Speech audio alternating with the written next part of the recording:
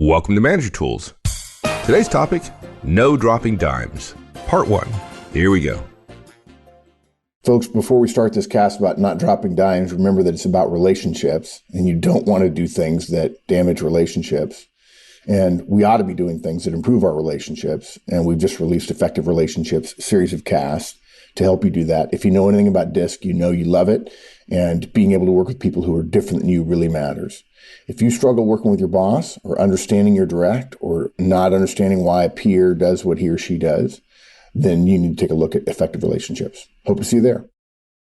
Sometimes the best way to get a colleague's attention about their repeated failures, I have the way. You announce it at a meeting, you don't tell them in advance, and ideally, their boss is there.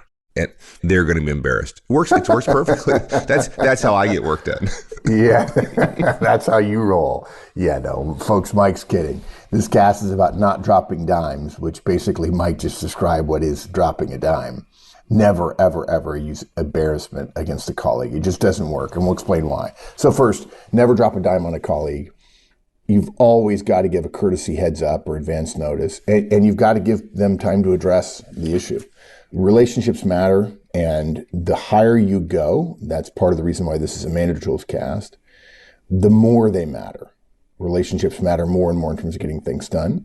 And embarrassment, which is the emotion that dropping a dime trades on, is a huge relationship killer. And we just recommend you never try to embarrass someone else intentionally. It's going to happen unintentionally enough.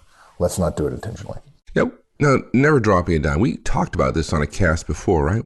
Yeah, Managing in a Matrix. Yeah, it was 2008. But I have been asking people about it. The Matrix cast that we've done and project management, Horstman's Law, project management, and so on, very popular. But I've asked a lot of people about dropping a dime, and it just doesn't matter. In fact, I think it was point G in one of the it was sub point G in a multi-point cast. And we rarely elevate something to make its own cast, but it was too important. And I've just answered a question about somebody doing this very thing and wondering why they were struggling going forward, when in fact, of course, the other person knew that they had to be reported on that they had missed, right? And I tried to explain to the person, the fact that they had missed, they already knew. The fact that they're going to be embarrassed, well, you're not going to be friends with them ever again.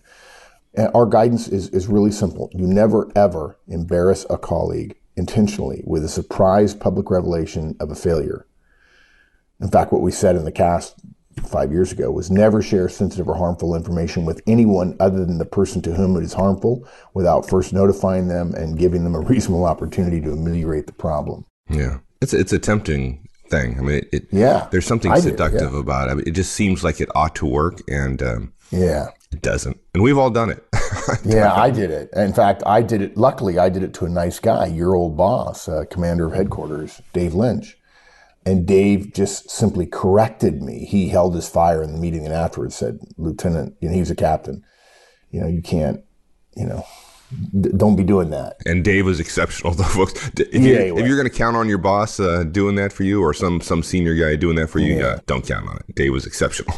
Yeah, I was the personnel officer, and Dave was late with an officer evaluation, and I didn't give him a heads up, and I mentioned it in front of the colonel. So I just announced it in front of his boss at the weekly staff meeting, like, hey, you didn't do it. So, and yeah, I can see it funny. too. You can totally see it, right? I did that one time in my career. Like you said, right? It makes sense at some level, right? And the common scenario is like the one I mentioned. You've been trying to get something out of a colleague. You've asked, perhaps once or twice. They haven't done what they're supposed to do. And it's funny how so few people claim to know about owning the inputs, which if you don't know what owning the inputs is, folks, you need to go to our website and listen to that podcast. It's a Hall of Famer. And yet, even though we're not supposed to own the inputs, when we're a project manager and somebody else is assigned to do something that we need done and they haven't done it, us pointing out that they haven't done it makes us look bad rather than make them look bad. And the problem is you've asked them and they've not done it. And so clearly the act of asking them is not leverage. It hasn't worked yet. And this is even worse. It's a worse situation when you need them to do something, they're not doing it, and they act as if they don't care, or they can get away with it, or they think they're superior to you. And that's particularly true when you don't think they can, get away with it, and you don't think they are superior to you. But look, the professional response here is not to do it. The action itself is almost far worse than what causes it. And I'll tell you, we don't need to talk about this a lot, but if you do it, you've escalated, right? Yeah. They didn't do something, and then you used a weapon that was too strong. Yeah, and then they're going to escalate, right? That's the way it works. Escalation begets escalation. Yep, exactly. I'll never forget this. Barbara Tuchman once said, "War is the unfolding of miscalculations." Right? The first person escalates and miscalculates that will be acceptable, and then the other person goes, "Well, okay, well, we'll see how that goes." Look, there's just never a reason to publicly reveal a colleague's failure without some sort of forewarning. Now, there's some subtleties here, and I want to go through a couple of them.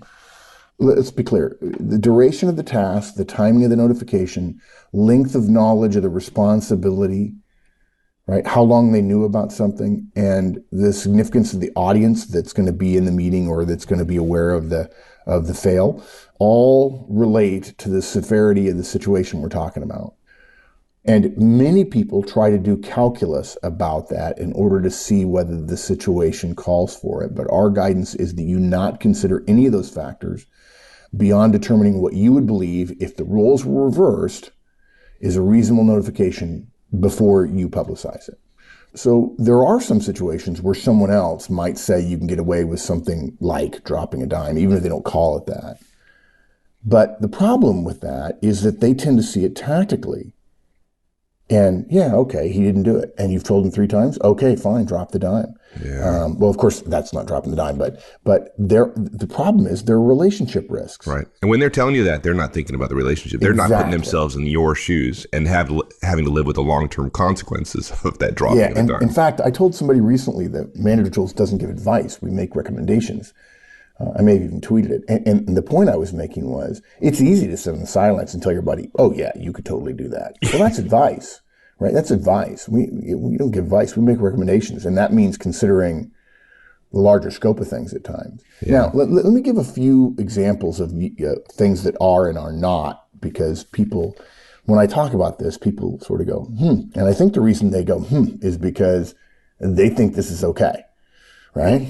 And so therefore, when we say it's not, they go, yeah, I don't follow you. Yeah, and I think these are good things you're going to point out. I was telling you before the cast, I thought there was a lot of subtleties you covered around dropping a dime in this cast that I knew these things, but I would have never thought about writing them down. So I think this is going to be useful. Well, good. So, folks, you're not dropping a dime, which, of course, dropping a dime is a bad thing. You're not doing that if you tell your colleague that you will be announcing their failure in advance of the announcement. And by definition of by advance, we mean enough time to remedy the situation. Okay, that doesn't mean you need to give them a month to solve a problem that will take a month if they've already had a month. But the standard is that they were aware of the responsibility enough in advance to have fixed it. Now, you are dropping a dime if you are intentionally publicizing something that would normally not be publicized. In other words, if they missed or didn't and the relationship was good, you would never have brought it up for whatever reason. And you're not doing that, even if you give them time to fix it. So if you let them know that they've missed, but it's something trivial that would never come up, and you're essentially publicizing it in part to get back at them because they're not doing it, that is dropping a dime.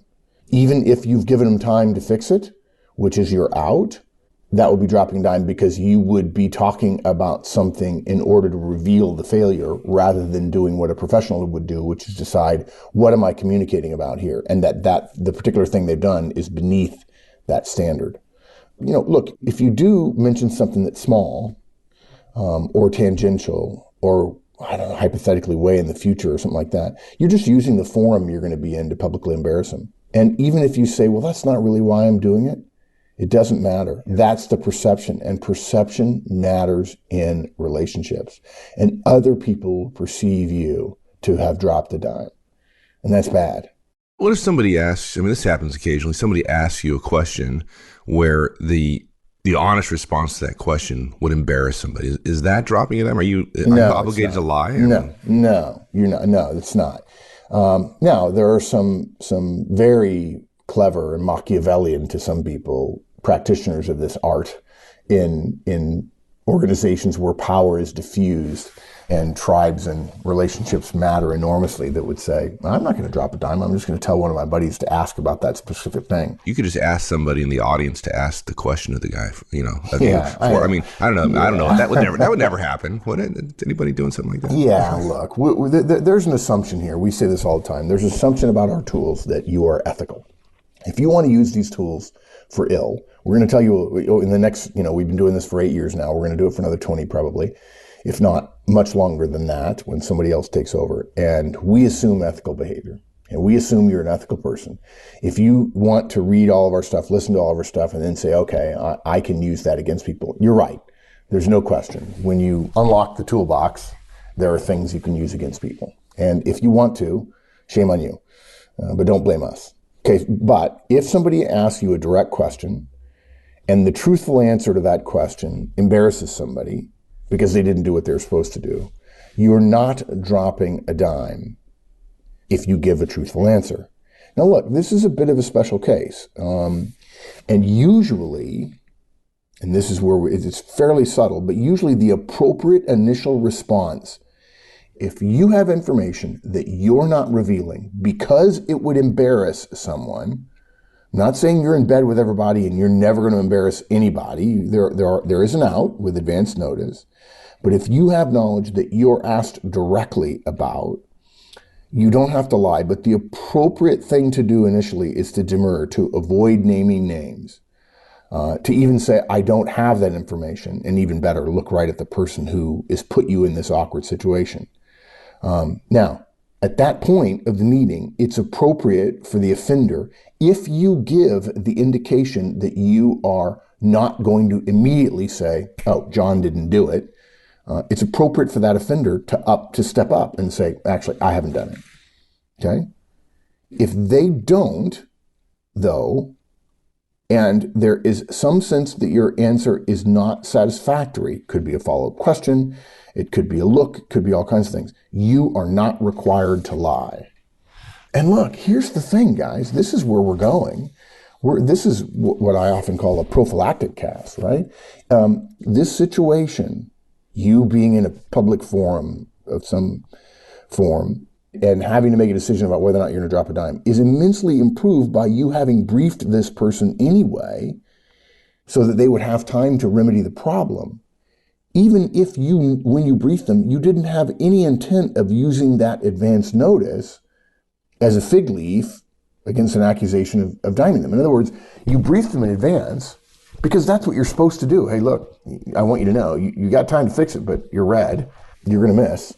And, it could come out in the meeting. I don't want to brief it if I don't have to. And it depends on the form of the briefing. Different companies do things different ways.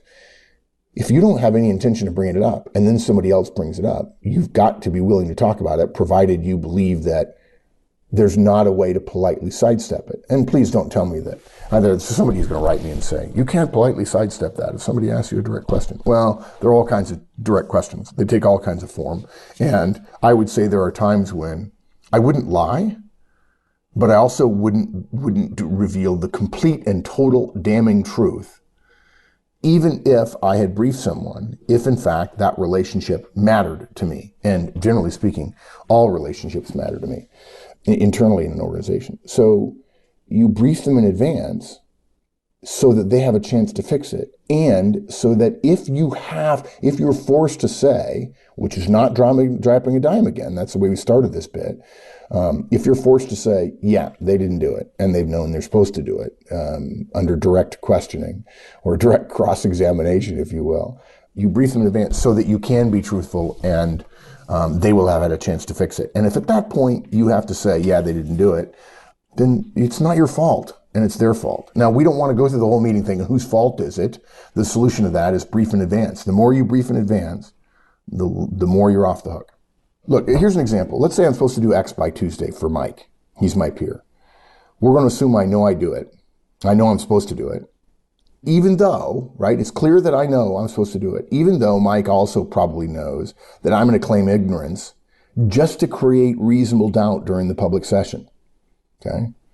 Just to fight another day, to fight Mike another day if in fact he drops a dime on me, or in fact he briefs on it. So if I've known about my deliverable, which is a 2 or 3 day task, for 3 to 4 weeks, Mike can certainly get away with announcing my miss in a large meeting. If he comes to me a week before the meeting, he would not be dropping a dime.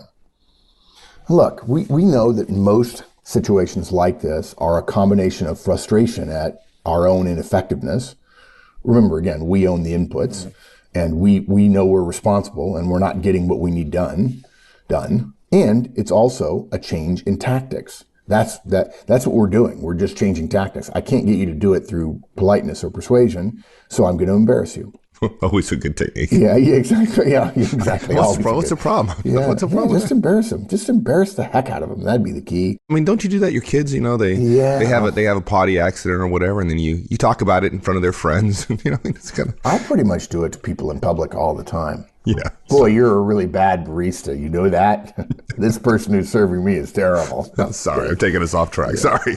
No, that's okay. It's like Fast Times. Just the idea of using embarrassment as a way of getting something you want just seems to me just so ludicrous. Ludicrous, exactly. But look, our guidance here is not to simply encourage you not to dime people, but rather to encourage vaccination against it through robust advanced communication.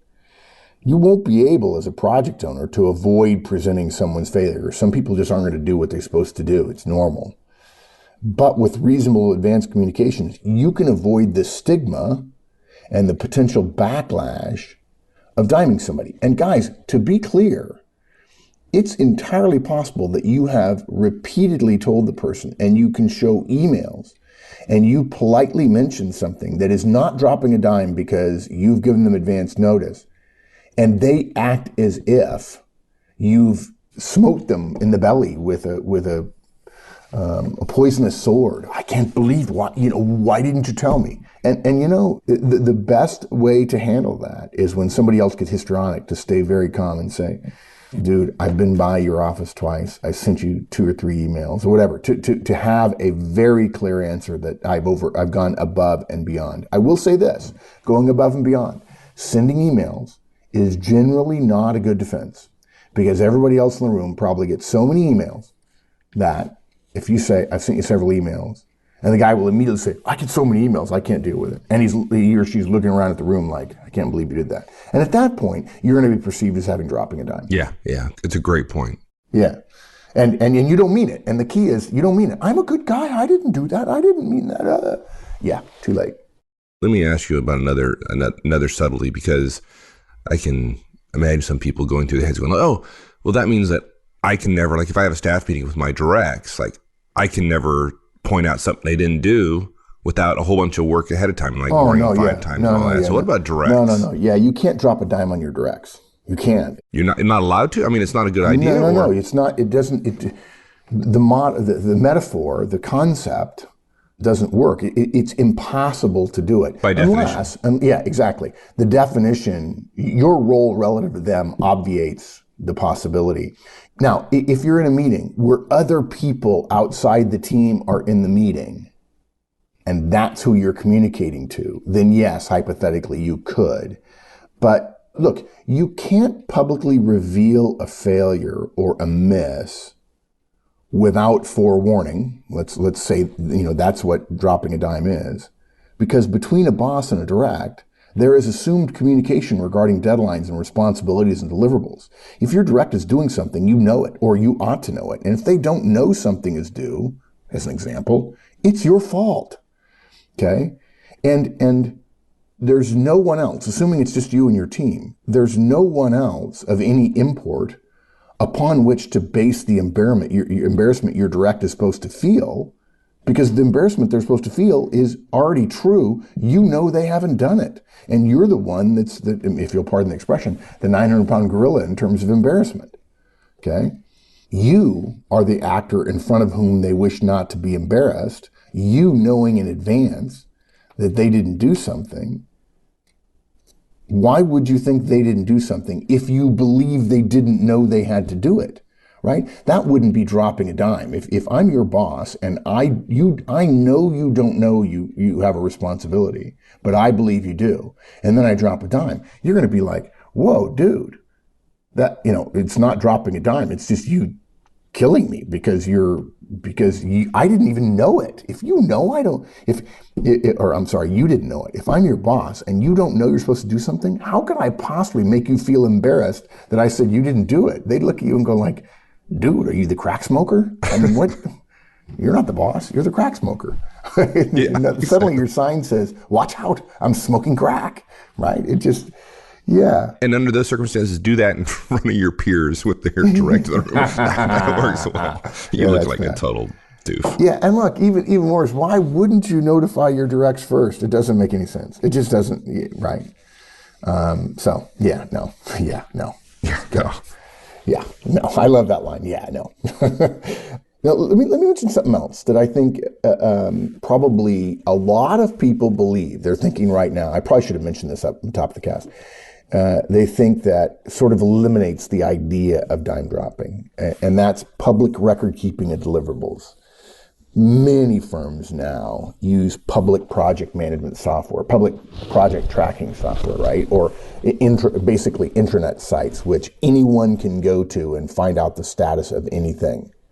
Generally speaking, the owner of a task is, or ought to be, responsible for updating the publicly reported status of their work, right?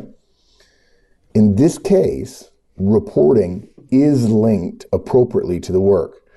By the way, Mike, I almost tweeted last night from the plane on the way out here that I'm wondering whether or not we're the ones that taught the world, I'm sure I'm wrong, it can't possibly be so, that any task can be turned into a deliverable with the words "send to me." Yeah, interesting. You read that somewhere else?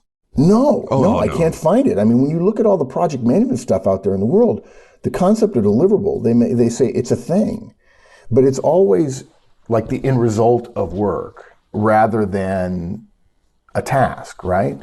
And, a deliverable is the code, or it is a configured server, or it is a document, a physical document to a client. And it implies that all other tasks in a project may not be able to be a deliverable, whereas we believe that every task ought to be a deliverable because that requires then the person doing the work to report on the status of the work, which is the cheapest way for the organization to know something is done. Because if the organization doesn't know something is done, it isn't. Even if you've done it, it doesn't qualify as being done unless other people know that it's done, because that's the value, that's one of the requirements that specialization of labor in organizations requires. Anyway, okay. If somebody does work that they know is theirs and doesn't report it's done, it's no one's fault but their own. Now, in effective organizations that use these tools, the idea that someone would say, I forgot to update, are ludicrous, to use your word. Yeah.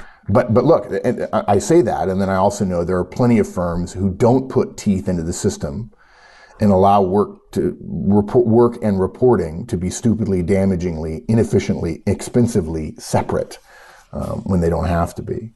But to be clear, in situations where there is some sort of public charting or tracking or whatever, you are not dropping a dime if the project status chart is simply presented live in its present incarnation and someone is red or incomplete or yellow or whatever. You're not, okay? Now, if you know you're going to have to go through all the reds, then yes, you are dropping a dime. If you're going to have to talk about each one that's red, telling somebody in advance, even if they're the one who's supposed to report on it, is what you have to do to keep from dropping a dime. Now, you might say, well, wait a minute, Mark, they did it. They're supposed to update it. They know they didn't update it. They know they're late. I mean, people don't not know that they're late. Yeah, there's a difference between knowing that you're late and knowing that somebody is going to talk about you. Exactly. That's the difference. Well, yes, in terms of relationships, right? When you know you're late and nobody's talking about it, it's a private matter, at least in most people's head.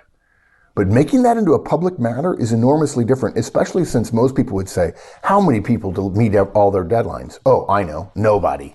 And so therefore they get this feeling of righteous indignation when you make a point of publicizing it. And all you have to do to avoid that is give them enough advance notice, a reasonable time to ameliorate the problem. Now look, something else though, guys. You might be thinking, well, that's good then. I want to use software. But dudes, software doesn't complete tasks. Software doesn't report on it. People do. I'm not against project software, tracking software and intranet sites. The idea, though, that software is going to solve your project management problems is ludicrous. The problem is not software. It's not reporting. It's people doing stuff. And by the way, I got to say this. We got to go on to point two about more details about giving a heads up. But for the record, guys, we've said it a bunch now. Dropping a dime comes from the time when public payphones were prevalent and they cost a dime. When somebody observed something that they wanted to report, they would surreptitiously drop a dime in the payphone slot and call the police to report an incident, or perhaps call their boss if they're on the dark side and inform them of what they saw. So it's essentially a phrase meaning to inform on someone, and to inform in a public venue for someone whom you probably will work with again next week and the week after is an enormous escalation for most people in most situations. All right, folks, that's it for this week. We'll finish this one up next week. In the meantime, you have any questions? Come to the Manager Tools discussion forums, www.manager-tools.com/forums. We'll see you there. So long, folks.